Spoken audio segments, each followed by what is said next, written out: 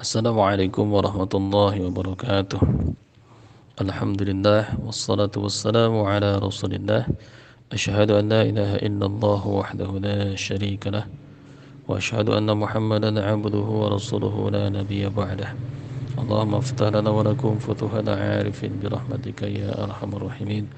Allahumma salli wa sallim wa barik ala nabiyyina Muhammadin sallallahu alaihi wasallam wa alihi wa ashabihi wa azwajihi wa dhurriyyatihi wa ahli baitihi radhiyallahu anhum wa li masyayikhina wa li jami'il muslimina wal muslimati wal mu'minina wal mu'minat al ahya'i minhum wal amwat wa tabi' bainana wa bainahum bil khairat rabbighfir warham wa anta khairur rahimin wa la hawla wa la quwwata illa billahil aliyyil azim.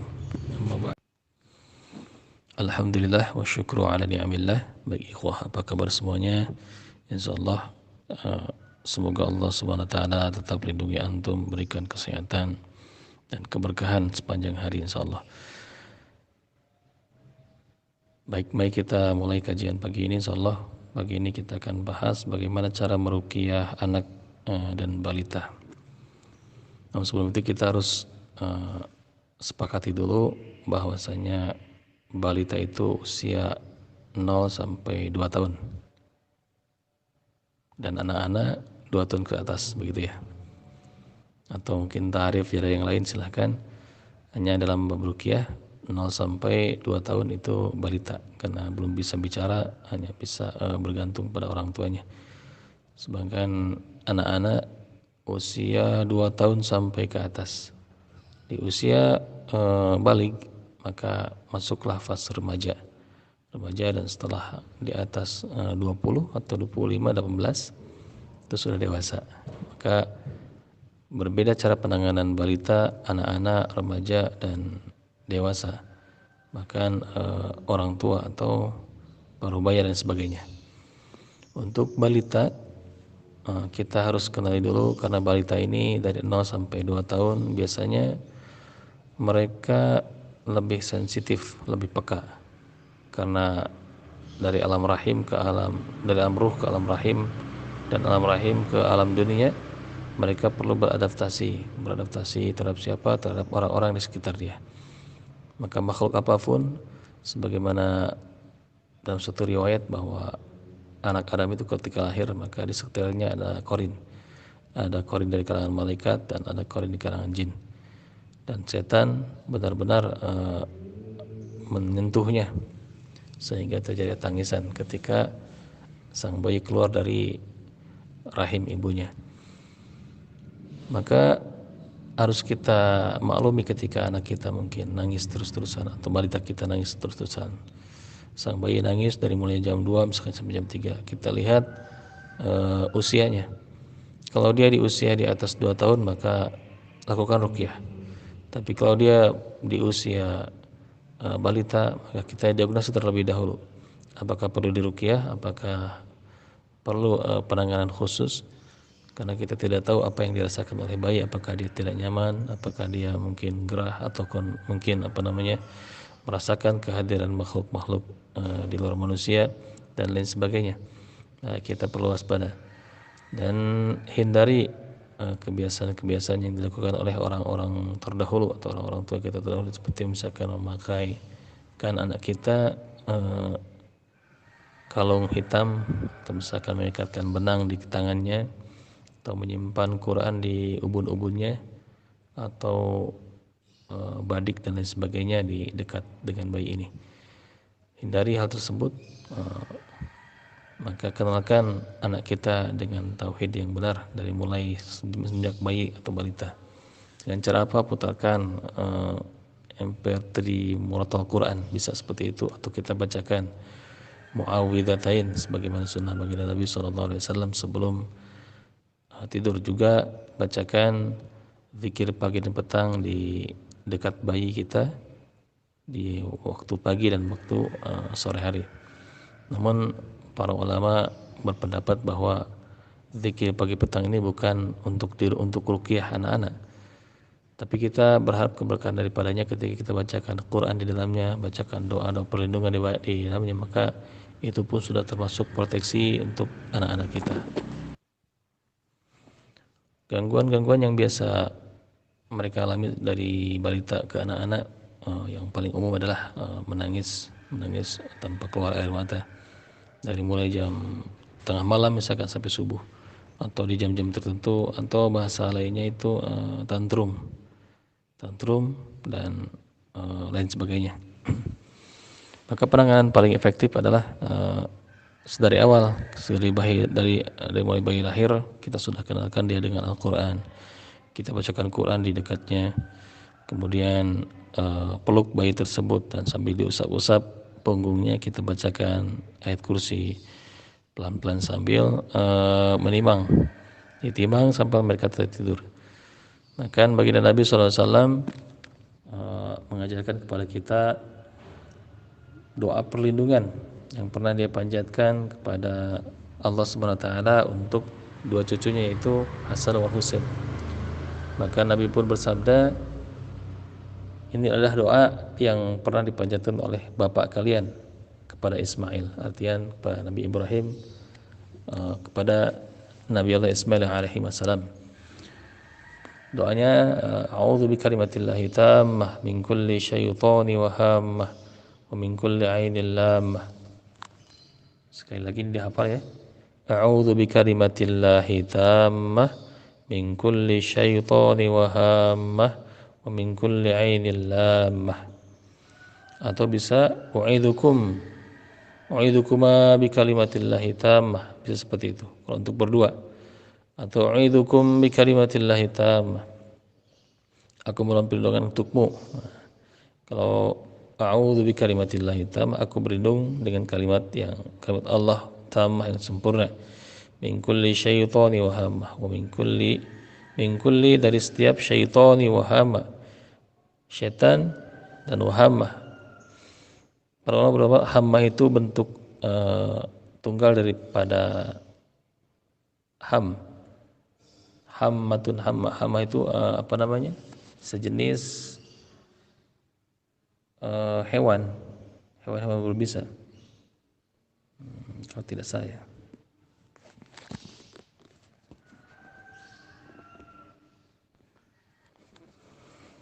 Hamma itu bentuk tunggal dari hawam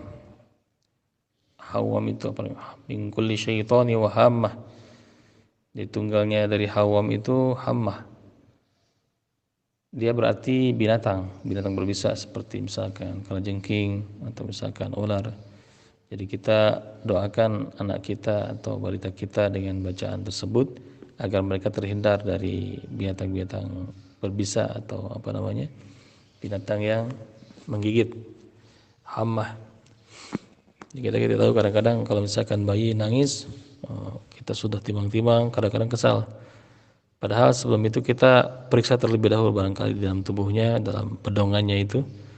Nah, itu ya, bedong ini memang di bedong itu memang disyariatkan para ulama terdahulu agar anak kita kuat, sebagaimana perkataan Ibnu Qayyim al-Jauziyah bahwa anak kita seharusnya memang di bedong sampai tulang-tulangnya kuat dan penangga otaknya pun kuat. Nah, bacakan a'udzu bikalimatillahi tammah min kulli syaitani wa hammah wa min kulli ainin lammah. Jadi berlindung dari setan, dari hammah bentuk tunggal daripada hawam, artinya binatang buas. Wa min kulli ainin lammah, dan dari ain lammah, yang binasakan. Ain apa namanya, yang terlempar, baik itu ainil hasid maupun ainil ijab, ain dari orang-orang yang tidak suka, hasid dan dengki, ataupun ain dari takjubnya orang-orang yang suka. Nah, dalam Fathul Bari menyatakan bahwa Ibnu Hajar Al-Asqalani pernah berkata bahwa yang disebut dengan min kulli ainil lammah maksudnya suatu penyakit bencana yang menimpa manusia berupa kegilaan maupun kerusakan akalnya. Jadi sabda Nabi SAW, al-hammah yang tadi itu hewan berbisa, sementara sabda Nabi min kulli ainil lammah, Imam Al-Khattabi rahimahullah berkata bahwa setiap penyakit dan bencana yang menimpa manusia yang berupa kegilaan maupun kerusakan akalnya. Maka kalau misalkan kita menemukan balita yang mohon maaf, naudzubillah wal a'udzubillah, yang cacat mental misalkan atau cacat fisik, maka periksa ke atasnya, periksa ke leluhurnya, dari ayah ibunya, dari kakek neneknya, dari buyutnya. Biasanya ini mereka yang pernah mengadakan muamalah dengan bangsa jin. Mereka punya keturunan yang cacat mental ataupun fisik. Ini hampir dipastikan rata-rata mereka yang bermuamalah dengan jin minimal indigo. Anak ini seperti seorang penyendiri secara mental, sensitif, mudah tersinggung dan agak telat berpikirnya. Nah, seperti ini kita lihat ke atasnya, leluhurnya barangkali ada sangkutan atau ikrar atau muamalah dengan bangsa jin, maka yang disebut dengan jin saka. Jin saka tiada dua, mungkin dari jin putih atau jin yang dipakai oleh mereka yang di kalangan ahli-ahli agama, yang kedua di kalangan orang-orang yang memang anti agama Aryan, dari jenis kanuragan atau jin-jin kafir, jin-jin musyrik. Mereka masuk dan nanti turun. Nah, kalau misalkan jin putih mungkin ada istilah, di pondok ini mah ajengannya belum pernah belajar tapi dia langsung bisa ngaji, tanpa harus belajar terlebih dahulu. Ada yang seperti yang disebut dengan ilmu laduni katanya. Dia punya ilmu laduni, tidak harus belajar, langsung bisa. Ini tipu daya setan yang merusak tatanan pesantrenan, yang mana seorang anak kiai tidak pernah ngaji, bahkan mereka cenderung nakal, dan ketika dewasa dia menjadi ulama penerus bapaknya. Dengan lafaz yang sama, dengan bahasa yang sama, mereka bertausiah. Nah, kalau kita telusuri apa ini, ternyata ini yang disebut dengan jin saka, jin pendakwah, jin dari zaman ke zaman yang kemudian ketika majikan pertamanya mati, meninggal atau wafat, dia mencari tuan baru untuk dimasukinya, dan begitu seterusnya sampai nanti di hari akhir, sampai sejin ini mati karena umur mereka panjang-panjang, wallahu a'lam. Maka waspada. Ada nanti jin dari kalangan jin fasik, jin musyrik, bahkan jin kafir yang jauh daripada agama. Kalau misalkan kita bacakan Quran, mereka kepanasan, bahkan berusaha untuk keluar mulai muntahan atau sendawa dan lain sebagainya. Nah, ini dia biasanya meminta imbalan kepada apa yang telah dilakukan kepada majikannya selama hidupnya. Apakah majikannya ini dibikin sakit sebelum meninggal? Apakah dia keturunannya itu ada yang diambil akalnya, dibuat gila, atau misalkan jadi indigo atau saka, atau mungkin mampu menerawang, dan dia persis sekali memiliki apa yang pernah dimiliki oleh leluhurnya yang terdahulu. Misal leluhurnya bisa meramal, bisa menyembuhkan orang, mungkin bisa melihat perkara-perkara gaib atau makhluk-makhluk halus. Ini ketika jin ini turun ke bawah ke anaknya di usia 2 tahun ke atas, nih anak ini mulai indigo, mulai mampu melihat makhluk-makhluk yang lain atau merasakan kehadiran mereka. Bahkan mereka cenderung memiliki teman gaib, seperti itu. Maka kasihan, sebaiknya ruqyah sebelum mereka beranjak dewasa, karena efeknya biasanya namanya jin saka ada berubah menjadi jin pecinta. Kalau misalkan berbeda jenis, misalkan jin perempuan dimasukkan ke dalam jasad anak laki-laki, ketika anak laki-laki ini dewasa, maka dia akan sulit menikah karena nanti berubah jadi jin cinta. Dia jin yang masuk ini mulai mencintai jasad yang dirasukinya, maka dibuatlah yang namanya jomblo menahun dan sulit menikah, dan kalaupun sudah menikah sulit mendapatkan keturunan dan lain sebagainya. Naudzubillah, naudzubillah. Maka sedari lahir hindarkan amalan-amalan yang pernah dilakukan oleh leluhur kita atau nenek moyang kita yang bersumber, yang tanpa dalil, yang bersumber dari kepercayaan adat dan tanpa dalil. Ini akan sangat berbahaya sekali. Ini pengalaman kami sekeluarga, alhamdulillah, ketika anak pertama lahir, ritual-ritual itu memang pernah kami lakukan, dan kami mohon ampun pada Allah SWT. Mudah-mudahan semoga Allah SWT ampuni kami dosa-dosa kami di masa lalu. Di adat di kampung kami waktu itu, ketika lahir bayi, hari-hari ini dimasukkan ke dalam kendi dan dikuburkan atau dihanyutkan ke sungai. Kalau dikuburkan maka harus ditunggu dengan lampu minyak, tunggu. Kemudian ada ritual ketika membuang tali ari-ari bayi dengan bacaan-bacaan khusus dan seterusnya. Banyak hal yang disebut dengan perkara-perkara bid'ah dalam hal keyakinan dan kepercayaan orang tua terdahulu. Nah, misalkan kita harus pakai ikatan-ikatan, atau misalkan pakai bawang putih, bawang merah dan sebagainya, orang kampung terdahulu. Dan itu memang sudah kultural dan budaya. Nah, hanya kita kalau misalkan kita berhijrah secara total, maka hindari itu semua. Insya Allah gangguan jin tidak ada. Karena syaitan itu lemah. Inna kaida syaitana kana dhaif. Inna kaida syaitana kana dhaifa. Tipu daya setan itu sangat lemah. Maka jangan pernah takut sedikit pun. Walaupun ancaman dari mungkin orang tua kita yang berbicara bahwa ini bakal ini seperti itu. Tidak, ternyata. Termasuk vaksin. Vaksin atau imunisasi. Wallahu a'lam. Vaksin atau imunisasi ini masih menjadi perdebatan di kalangan para ulama. Maka ambil jalan paling tengah, yaitu tinggalkan kalau bisa. Jadi al-halal bayyin wal haramul bayyin wa ma bainahuma syubhat. Yang halal itu jelas, yang haram itu jelas, dan di antara keduanya ada syubhat. Maka agar kita lebih selamat, tinggalkan yang syubhat itu, apalagi yang haram. Kita tidak tahu kandungan vaksin itu apa, karena orang-orang tua terdahulu tanpa divaksin pun mereka kuat-kuat, bahkan tidak mudah terserang penyakit. Adapun nanti kalau sakit, imun itu terjadi dengan sendirinya. Dalam tubuh kita ada sistem imunitas yang sangat lengkap sekali Allah anugerahkan kepada kita. Kami pernah punya tetangga, dia seorang ahli kesehatan yang kuliah di sana, dan entah dokter atau apa. Dan dia bersama keluarganya, sekeluarga itu, dia tidak pernah memberikan obat kimia kepada anak-anaknya, tidak pernah memberikan imunisasi kepada anak-anaknya, tidak pernah vaksin segala macam ke anak-anaknya ataupun berbau kimia. Dan anak ini tumbuh biiznillah dengan kekebalannya sendiri.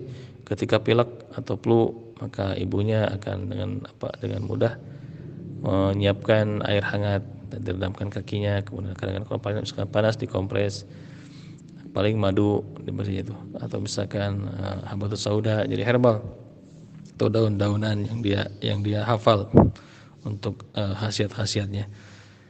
Dan alhamdulillah kita lihat pertumbuhannya, masya Allah, anak ini jadi cerdas, tangguh, bahkan tidak mudah terserang sakit. Kalau dia tidur di luar seperti camping, anak-anak yang lain karena cuaca dingin kalau di Bandung, mereka Sumberjang, tapi anak ini kuat. Jadi imunitas tubuhnya terbentuk dengan sendirinya tanpa bantuan dari luar. Nah, itulah dia beberapa anjuran pada anak kita. Dan jangan lupa simakan terus Al-Quranul Karim pada anak-anak kita atau balita kita, karena otak mereka sedang berkembang dan diupayakan agar bacaan Quran ini terekam dari semenjak dini. Ketika sudah dewasa, mereka sudah mulai belajar membaca Quran, belajar menghafal Quran, mereka sudah terbiasa dengan lafaz-lafaz itu. Karena Quran ini mampu dihafal oleh ribuan orang di seluruh dunia, bahkan jutaan. Berbeda dengan kitab-kitab yang lain. Kalau kita suruh pendeta menghafalkan satu lembar Alkitab saja, mereka tidak akan mampu. Kenapa? Karena mereka pun ragu dengan kitab mereka sendiri. Beda dengan kitab Al-Quran ini. Dzalikal kitabu la raiba fihi hudal lil muttaqin. Dzalikal, itu kitab ini Al-Quran, la raiba fihi, tidak ada keraguan di dalamnya, dalam Quran ini. Hudal lil muttaqin, dia ada jadi petunjuk untuk orang-orang yang bertakwa. Maka ini juklaknya ini Al-Quran ini. Maka bacakan Quran terus-menerus atau simakan Quran non-stop. Ini akan bagus untuk perkembangan otak, sel-sel motorik dan lain sebagainya untuk bayi kita. Karena kita lebih tenang, lebih khusyuk, insya Allah. Nah, kalau misalkan anaknya nangis terus-menerus, periksa kembali, kita peluk anak kita atau balita kita, ajak keluar ruangan. Kalau dia nangis di kamar, maka ke ruang tengah. Di ruang tengah masih nangis juga, maka keluar dari rumah, pindah ke rumah yang lain atau ke rumah tetangga. Coba ada perubahan tidak? Tidak juga ada perubahan, maka periksa dalam tubuhnya, buka bajunya. barangkali ada hewan-hewan yang menggigit seperti semut atau yang lainnya sehingga dia tidak nyaman, atau ada area luka atau rasa sakit yang sifatnya fisik yang dialami yang dirasakan oleh bagian, atau misalkan iritasi, atau misalkan dia ada benjolan atau dan lain sebagainya. Nah, kita periksa ini kalau nangis terus ya, atau periksakan barangkali ada penyakit yang dirasakan di dalam seperti lambungnya mungkin dan lain sebagainya. Nah, itu kalau misalkan menangis tengah malam kemudian kita timang sambil bacakan ayat kursi pelan-pelan, sambil bacakan muawwidzatain al-falaq an-nas pelan-pelan, misalkan qul a'udzu birabbin nas malikin nas ilahin nas, pelan-pelan seperti itu sampai tangisan reda. Ini kalau misalkan di kamar nangis dibawa keluar, di tengah ruangan dia berhenti, maka kamar tersebut bermasalah. Ada sesuatu, ada makhluk lain yang ada dalam sana. Anak-anak usia 0 sampai 2 tahun biasanya lebih peka akan kehadiran mereka. Barangkali dia benda-benda pusaka disimpan di rumah, di kamar, atau bangle, atau misalkan kalung hitam yang biasa dipakai di bayi. Ini mengundang mereka bangsa jin untuk mendekati anak ini. Maka hindari copot jinnya, copot benda-benda keramat tersebut, keluarkan, kalau bisa musnahkan. Jangan berada di kamar tersebut karena tidak akan nyaman bayi kita, balita kita. Kalau misalkan bermasalah rumahnya, atau misalkan di rumah masih nangis, keluar rumah, di luar rumah malah dia berhenti, atau di rumah tetangga atau rumah orang tua kita yang bersebelahan dia berhenti, maka rumah tersebut harus kita ruqyah. Lakukan ruqyah rumah. Ini rumahnya bermasalah, atau turunkan benda tempelan-tempelan yang di tembok yang sifatnya kita tidak mengetahui maknanya. Foto-foto pun kita turunkan, masukkan ke album-album. Gambar-gambar lukisan bernyawa kita turunkan. Patung-patung pun kita keluarkan. Terus lonceng, barangkali ada raja-raja, jimat-jimat, keris benda pusaka pun kita keluarkan dari rumah tersebut dan lakukan ruqyah rumah. Insyaallah kondusif lagi. Tidak harus pindah, titirah ini bahasa orang Sunda. Di sini tidak nyaman, pindah kontrakan, atau misalkan kita lebih mengontrak daripada di rumah yang tidak nyaman. Nah, itu rumah kita, bukan rumah siapa-siapa, bukan rumah untuk jin, bukan rumah untuk syaitan. Maka usir mereka, bacakan Baqarah kuat-kuatan nanti. Sekalipun mereka sangat kuat, asal di rumah tersebut tidak ada benda yang menyebabkan mereka terundang, maka bacakan Al-Quran itu seperti gunung. Seperti gunung, jika Allah turunkan Al-Quran pada gunung, mereka akan hancur. Law anzalna hadzal Qur'ana 'ala jabal, kalau saja anzalna, kami turunkan, hadzal Qur'an, Al-Quran ini, 'ala jabal, ke atas gunung, la ra'aitahu, maka benar-benar kalian akan melihat gunung ini khashi'an mutasaddian min khasyatillah, dia akan meledak, hancur luluh karena saking takutnya kepada Allah. Apalagi setan, apalagi jin yang dalam rumah tubuh, yang dalam penyakit setan, jin yang menyebabkan penyakit atau mengganggu rumah kita, mereka akan menjauh, menghindar sejauh mungkin suara kita yang kita lentunkan. Maka jangan aneh ketika kita meruqyah di rumah satu orang dan tetangganya pada nonton, yang muntah-muntah tetangganya yang di luar. Kok katanya kena? Nah, bukannya kena, tapi alunan gelombang surah Quran ini merambat ke semuanya. Maka bacakan Quran sekeras mungkin di rumah, tapi tidak berteriak ya, atau pakai mic sekarang bisa. Sejauh suara kita bacakan, sejauh itu pula setan berlari daripadanya. Saking sangat panasnya, saking tidak kuatnya dengan ancaman-ancaman Allah. Karena sifatnya energi, mereka pun merasa akan ancaman-ancaman Allah, akan berita-berita baik dari baginda Nabi, firman-firman Allah dan lain sebagainya. Nah, itu untuk ruqyah balita. Bagaimana ruqyah anak-anak usia 2 tahun ke atas sampai mungkin dia beranjak hendak balik, atau usia-usia 6 tahunan sudah mulai akil, mulai tamyiz. Nah, insyaallah kita akan bahas di lain kesempatan. Untuk balita, silahkan barangkali yang kurang jelas atau berbagi pengalaman seputar ruqyah, bagaimana cara menghentikan tangis bayi kalau misalkan dia menangis sepanjang hari. Itu tips dan saran dari kita, insyaallah mudah-mudahan bermanfaat. dan Allah lindungi keluarga kita dari mara bahaya, dari gangguan syaitan, dan dari pengaruhnya, bahkan dari ikatannya. Insya Allah, mari jadikan anak cucu kita ini sebagai pemberi syafaat kelak di hari akhir, sebagai pembawa atau penarik ayah ibunya menuju jannahnya Allah SWT, dan perisai dari api neraka. Dan jadikan anak-anak kita ini hafizah, jadikan anak-anak kita ini muhaddatsah, ahli hadis, hafal Quran, bahkan alim ulama, dan berdoa kepada Allah jangan jadikan anak-anak kita ini ahli madarat yang madarat atas kehadiran mereka. Na'udzubillah tsumma na'udzubillah. Barakallahu fikum. Allahumma inni na'udzubika min ilmi la yanfa' wa na'udzubika min qalbi la yakhsha. Subhanakallahumma wa bihamdika asyhadu an la ilaha illa anta astaghfiruka wa atubu ilaik. Wassalamu alaikum warahmatullahi wabarakatuh.